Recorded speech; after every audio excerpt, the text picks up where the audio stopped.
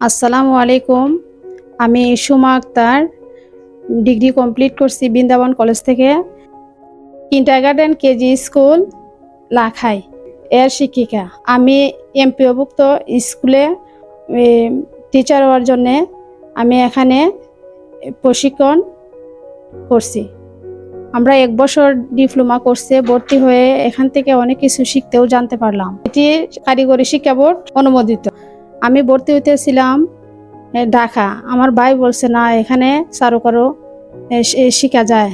এর মাধ্যমে আমরা অনেক কিছু শিখতেও জানতে পারলাম, যেমন মাটি দিয়ে মাটির কাজ, তারপরে জল রং, পেস্টেল, মাটি দিয়ে নকশা তৈরি করা যায়, কাগজ কেটে বিভিন্ন ধরনের জিনিস তৈরি করা যায়। ধন্যবাদ। আসসালামু আলাইকুম।